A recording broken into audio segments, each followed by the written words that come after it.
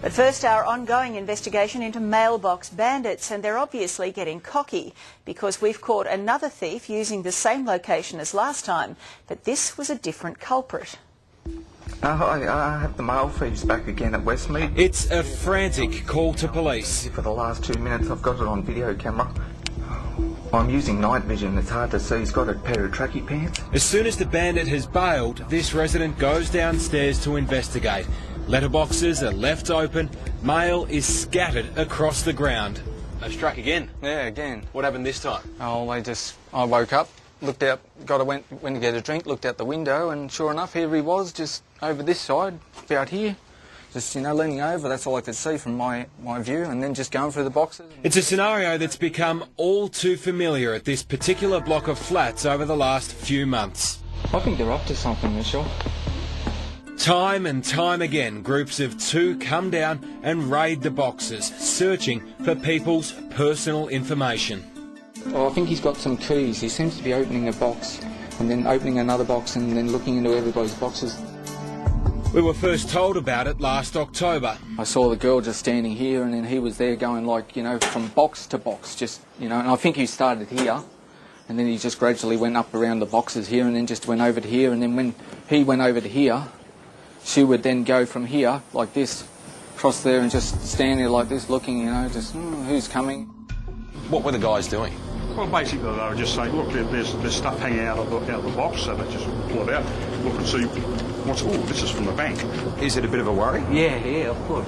Since then, the location has been hit repeatedly, and each time the thieves have got away with enough bank details, legal contracts and credit card statements to steal a number of people's identities. One guy's already told me the banks have been asking him to pay up for certain things and a credit card and stuff like that, and he's had a credit card or somebody had stolen, so they're after him for something he hasn't done. Identity crime is the crime of the century, really. It's growing. A lot of the organised crime groups have realised that it's lucrative, there's a lot of money in it. Detective Superintendent Cole Dyson is the head of the New South Wales Fraud Squad, which is responsible for tackling the growing problem of identity theft. Is it quite normal that a unit block could be targeted by a number of groups? Yes, they have a lot of letterboxes to pick from. What they're seeking is enough information to be able to masquerade as the person who holds all these accounts and go into a bank and say, I need a loan, or I need money from the account. A devious person can get a complete profile and probably enough to get 100 points just out of your mailbox. Security consultant Warren Mallard has investigated these crime syndicates as well. What they would do is they'd come in the dead of night and they would use the keys to open up the letterboxes, and they were systematically taking out the mail. They'd actually been able to get a hold of a set of master keys through a former employee of a real estate agency to facilitate that. Yeah, right now, he's here now. He's been here for the last 2 minutes. I've got it on video camera. Yeah, thanks. Please hurry, yeah. But there's been a breakthrough in this case. The 33-year-old man ended up in the cells here at Fairfield Court today on 3 separate charges, all relating to mail theft. And this came as a direct result of that tip-off to police from Paul. Yeah, I'm glad about that. I went out there and saw him sitting in the car, and I thought, oh yeah, get the number plate, and then came back, cops called me and said, we're out the front. I went out the front and there they were.